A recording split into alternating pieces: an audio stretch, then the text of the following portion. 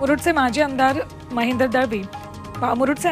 दळवी यांनी मुरुडच्या महावितरण अधिकाऱ्याला जीवे मारण्याची धमकी दिली। या अधिकाऱ्याच्या वरिष्ठांनाही फोन करून त्या अधिकाऱ्याची बदली करा, अन्यथा त्याला ठोकून काढू अशा शब्दात दळवी यांनी धमकी दिल्याचं प्रकरण समोर आले। दळवी यांनी संबंधित अधिकारी आणि त्याच्या वरिष्ठांशी केलेल्या संभाषणाची ऑडिओ क्लिप व्हायरल होते। झी 24 तास या ऑडिओ क्लिपची पुष्टी करत नाही। अनधिकृत बांधकामांना संरक्षण देणं ठाणे महापालिकेच्या अधिकाऱ्याला भोवले। कळवा प्रभाग समिती सहाय्यक आयुक्त सुबोध ठाणेकर यांना सक्तीच्या रजेवर पाठवले। विशेष म्हणजे वरिष्ठ स्तरावर आदेश देऊनही अनधिकृत बांधकामांवर कारवाई करण्याची मानसिकता ठाणेकर यांनी दाखवली नसल्यानं त्यांना 45 दिवस सक्तीच्या रजेवर पाठवले।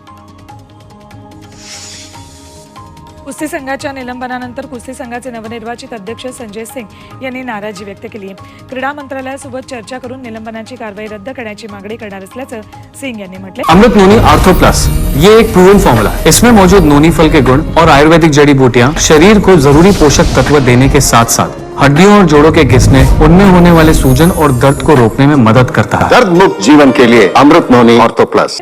तोडगा निघाला नाही तर कायदेशीर मार्गाचा अवलंब करण्याचा इशाराही त्यांनी दिला। कांदा निर्यात बंदीवरून राजकीय संघटना आक्रमक झाल्यात। कांदा निर्यात बंदी विरोधात येत्या 15 दिवसात लासलगावमध्ये राज्यव्यापी महामेळावा घेतला जाईल। यात स्वाभिमानी शेतकरी संघटना, प्रहार जनशक्ती संघटना, महाराष्ट्र राज्य कांदा उत्पादक शेतकरी संघटना आणि छावा क्रांती या संघटना सहभागी होतील। या मेळाव्यातून आंदोलनाची पुढील दिशा ठरवली जाईल। नवीन वर्षात राज्यावर भीषण पाणी टंचाईचं संकट निर्माण होण्याची शक्यता आहे। राज्यातील धरणांमध्ये केवळ 63% साठा शिल्लक आहे। गेल्या वर्षीच्या तुलनेत धरणांच्या साठ्यात 20% घट झाली। यात मराठवाड्यातील धरणांमध्ये सर्वात कमी पाणी शिल्लक आहे। उपमुख्यमंत्री अजित पवार आज पुणे दौऱ्यावर आहेत। ते प्रामुख्याने पाणी प्रश्नांचा आढावा घेतील। शहर आणि जिल्ह्यातल्या विविध प्रश्नांवरही अधिकाऱ्यांसोबत चर्चा करतील। सोबतच हडपसरमध्ये 2 ठिकाणी उद्घाटन सोहळ्यांना हजेरी लावतील। दुपारनंतर अजित पवार पिंपरी चिंचवडमध्ये जातील। देशातील कापूस उत्पादनात यंदा 8% घसरण होण्याची शक्यता आहे। कापसाचं उत्पादन 295 लाख गाठींपर्यंत होईल असा अंदाज सीआयनं वर्तवलाय।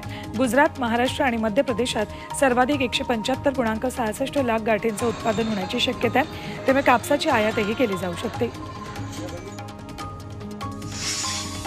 राज्यात डिसेंबरच्या सुरुवातीला पडलेला अवकाळी पाऊस आणि गारपिटीमुळे द्राक्ष उत्पादनात मोठी घट होणार आहे।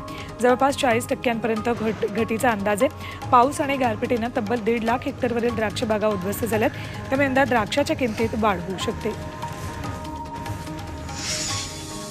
हिमाचल प्रदेशात जोरदार बर्फवृष्टी सुरू आहे। लाहौल स्पितीमध्ये पर्यटकांनी बर्फवृष्टीचा आनंद लुटलाय। या भागात मुलांसाठी आईस स्केटिंग कॅम्पचं आयोजन केलंय। यावेळी मुलांनी आईस स्केटिंगचा आनंद लुटला। उत्तर भारतात थंडीची लाट पसरली। राजधानी दिल्लीसह उत्तर प्रदेशात थंडीचा कडाका वाढलाय। थंडीपासून बचावासाठी नोएडातील नागरिक शेकोटीचा आधार घेत आहेत। या थंडीचा वाहतुकीवरही परिणाम होतोय।